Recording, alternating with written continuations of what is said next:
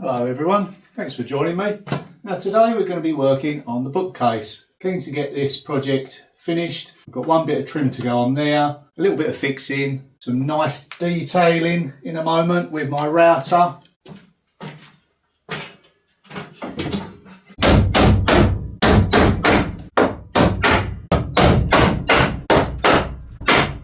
Now this piece of trim I've just nailed on, it was slightly short. It's going to be painted in a solid colour, it's not going to be stained, so I can fill it.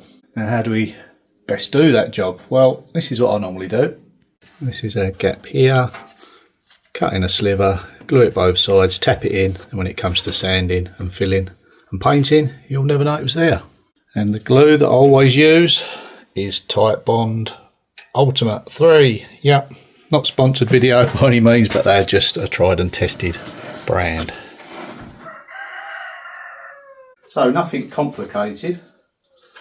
The simplest ways are normally the best. It's just too wide a gap, completely fill it and filler. Get a little bit on top there.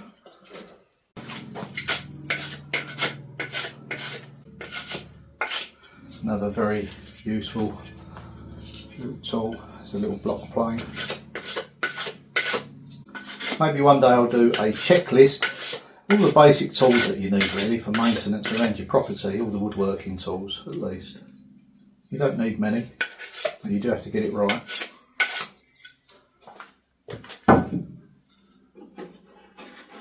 That's it.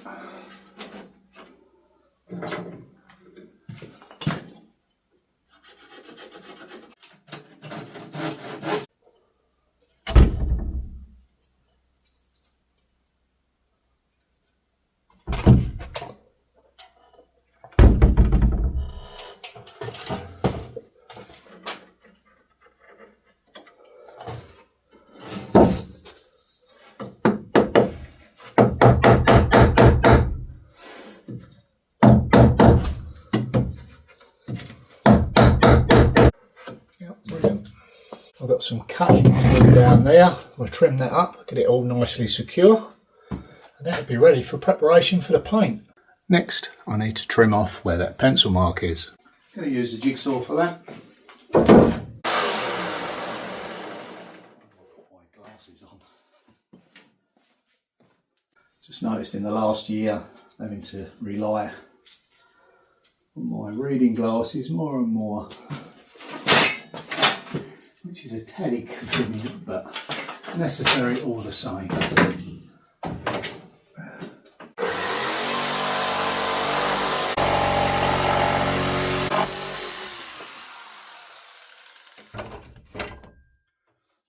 think I preferred it better without my glasses on. No, we just got a little bit here, just a plain back. That's fine, as long as you're to the right side, or in this case, the left side of the pencil mark. Yeah, you can take a little bit more off. Next I'm just going to go over it with a belt sander.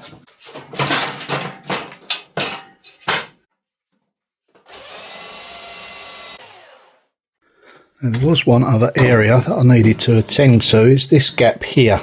So what we're going to do is put some glue in there. We're going to wedge afterwards off the back wall, get that nice and tight, and then we'll pin it so that it joins to this main piece a lot stronger. Again, I was just using the offcuts. You know, it wasn't worth going to buy a complete new board just to cut that little bit in.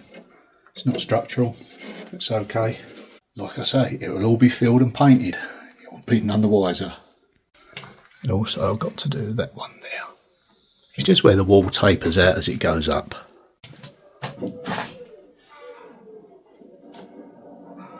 So we'll kind of push it so it's almost touching, otherwise the glue will just go straight through. Can't find your dot punch, use a large nail. Something solid, just tap that end down. I should really use no head nails, lost head nails. But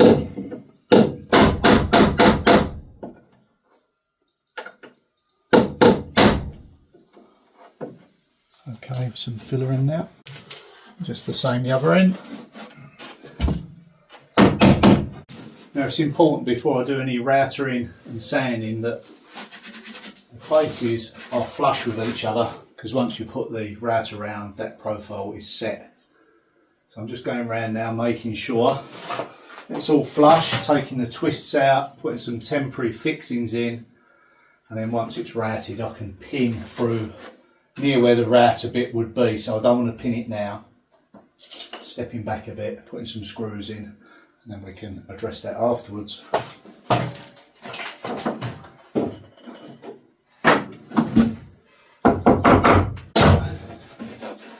You know, I haven't used the highest end timber for this.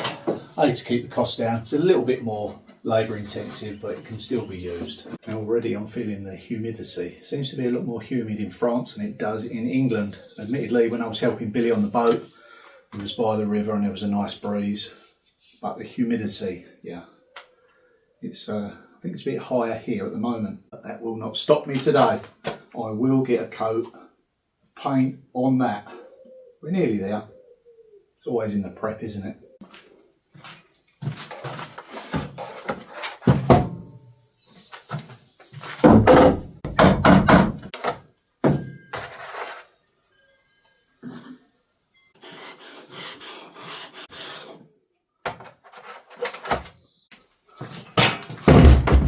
Now my parents bought me this 40 years ago, still going strong, can't beat quality.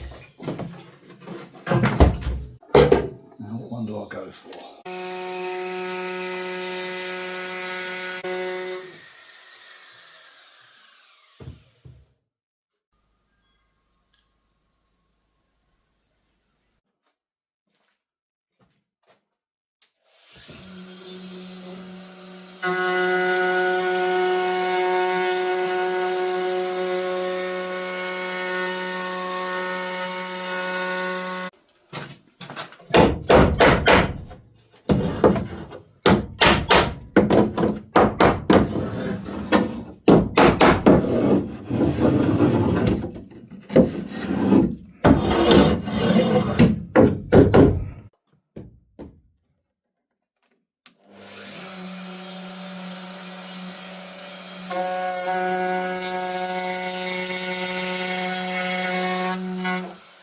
I'm just doing the trickiest bit first, the furthest away on this table.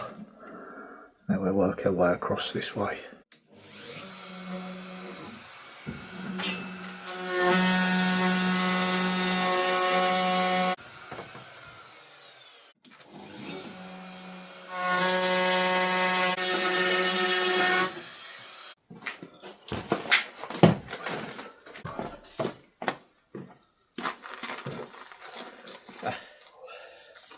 I won't lie, that heat is once again creeping up on me. But it's lovely out here. It's just when you start working with the humidity. Oh, only a little bit more to do, then we can get sanding. Get that all important coat of paint on. I'll need some shade. Right, let's have another go. That's all you need sometimes, is a couple of minutes, eh?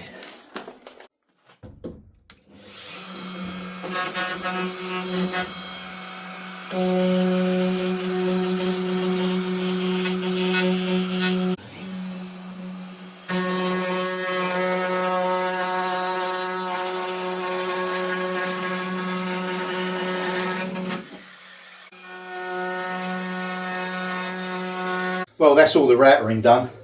I'm rather pleased about that. It was tricky to keep it level, but we got there in the end. A little bit of perseverance.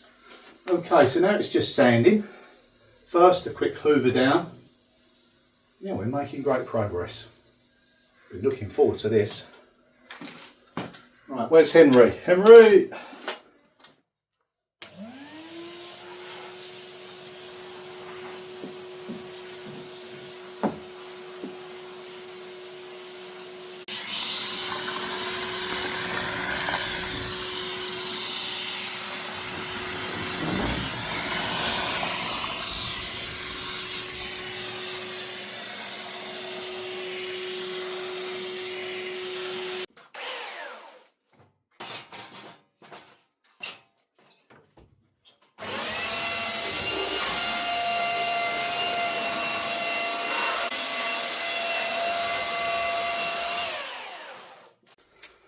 So I'm done with the belt sander for now. I'm going to change over to the mouth sander. It's pointed and it gets in all those corners. It's a brilliant little sander that.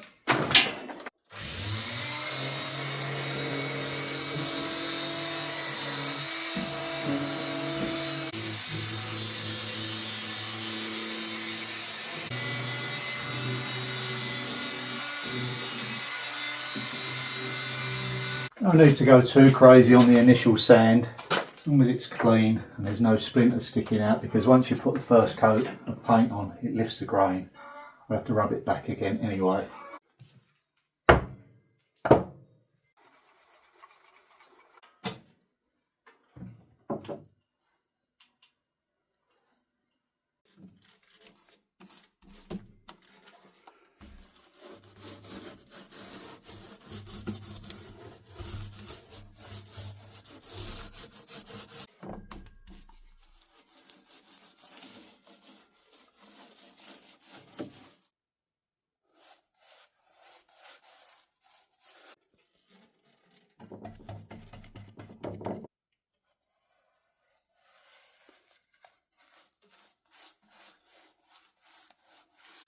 Well, that is it. It's had its first coat.